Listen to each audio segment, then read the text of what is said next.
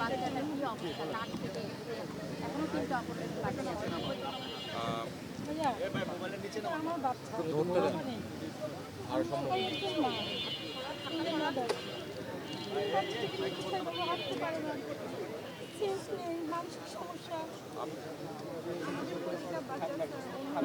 আমি হ্যাঁ এইভাবে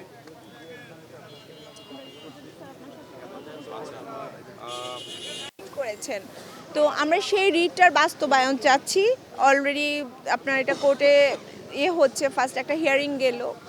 আর আমরা চাচ্ছি যে ওখানে আছে যে আমাদের শহীদ বাচ্চাদের জন্য 5 কোটি টাকা, আমাদের আহত বাচ্চাদের জন্য 1 কোটি টাকা, আমাদের বাচ্চাদের শহীদি মর্যাদা, আর আমাদের আহত বাচ্চাদের চিকিৎসা এবং পুনর্বাসনের ব্যবস্থা, একটা হেলথ কার্ড, বিশেষত আমাদের আহত বাচ্চাদের জন্য একটা হেলথ কার্ড যাচ্ছে সিএমএইচ থেকে।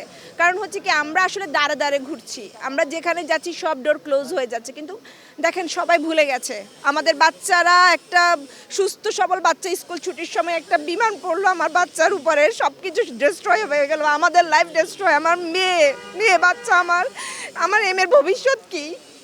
একটা সুস্থ বাচ্চা, আপনি একটা সুস্থ মেয়ে বিয়ের ক্ষেত্রে দেখেন কত সমস্যা, শিক্ষিত হলো। আর আমাদের এই বাচ্চাগুলোর কি অবস্থা, বা আমাদের ছেলেগুলোর কি অবস্থা? তাদের তো কত স্বপ্ন ছিল।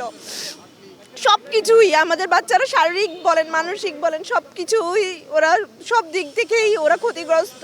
আমাদের ম্যাজিস্ট্রেট উনি চিন্তা করলো যে এই টাকাটা আমরা বাচ্চাদের পিছনে খরচ করব। আমাদের একটা বাচ্চার পিছনেই মাসে যাচ্ছে 2 থেকে 2.5 লক্ষ টাকা। তাহলে এই টাকা দিয়ে আমাদের কি হবে? আমাদের তো এরকম আশা ছিল না ওনার কাছে। আমরা তো অনেক করছি যে উনি আমাদের পাশে এসে দাঁড়াবে, আমাদেরকে একটা আশানুরূপ কিছু করবে। কিন্তু উনি ডিক্লার দিল যে এখন আমাদের এই টাকা, একটা বাংলাদেশের মাটিতে যে হাদিকে হত্যা করা হয়েছে, সেখানে আমাদের সন্তানদেরকেও তো হত্যা করা হয়েছে। তারা বিমান একটা দুর্ঘটনা হওয়ার মানে তারা নিহত হয়েছে, সেটা তো তারা একটা হত্যাই করা হয়েছে ধরতে গেলে। কিন্তু সেইখানে হাদিকে যদি একটা ফ্ল্যাট কেনার জন্য 1 কোটি টাকা দেওয়া হয়, আর আমাদের এই শিশু মাসুম বাচ্চা, তারা কি তার 5 লক্ষ টাকার যোগ্য? 20 লাখ টাকা নিহতদের জন্য আর 5 লাখ টাকা আহতদের জন্য ঘোষণা করছে। যেটা আপনারা জানেন যে আহত যারা আছে তাদের অলরেডি সরকার যতটুকু চিকিৎসা দেয় তার বাইরেও আমাদের কমপক্ষে 10-15 লাখ টাকা মিনিমাম খরচ হয়ে গেছে। আহতদের পিছনে দৌড়াইতে আমাদের ব্যবসা বাণিজ্য সমস্ত কিছু ধ্বংস। চাকরি যারা করে চাকরি করতে পারে না ঠিক মতো, কারণ ছেলে সন্তানের সাথে বড় কিছু তাদের কাছে নাই।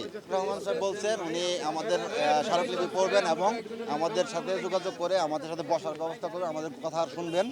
শুনে ওনার সর্বোচ্চ যতটুকু চেষ্টা আছে, সর্বোচ্চ চেষ্টা করছে আমাদের যতটুকু হেল্প করা যায় উনি করবেন। আশা রাখি উনি আমাদের আশ্বাস দিয়েছেন, আমাদের ইনশাআল্লাহ আমাদের আশা পূরণ হবে, আশা রাখি ইনশাআল্লাহ। আমার নাম বেলায়েত হোসেন, মাহমুদ হোসেন সাইমনের আব্বু আমি। ইনশাআল্লাহ আমাদের ক্ষতিপূরণ এবং কি আমাদের পাশে থাকবে উনি, সর্বোচ্চ আশা। 5 লাখ টাকা একটা আহত বাচ্চার জন্য আর 20 লাখ টাকা একটা জীবনের মূল্য, এটা কিভাবে নির্ধারণ করলো সরকার, এটা আমরা বুঝি না। আমরা জয়নাল আবেদিন স্যার একটা রিট করেছেন, আমরা চাচ্ছি এই রিটের বাস্তবায়ন এবং শহীদি মর্যাদা এবং আহতদের পুনর্বাসন।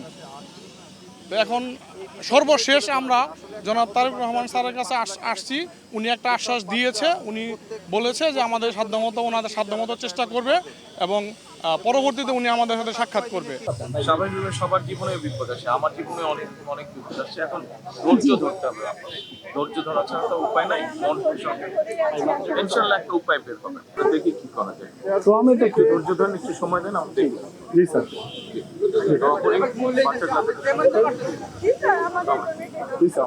ঠিক আছে, থ্যাংক ইউ।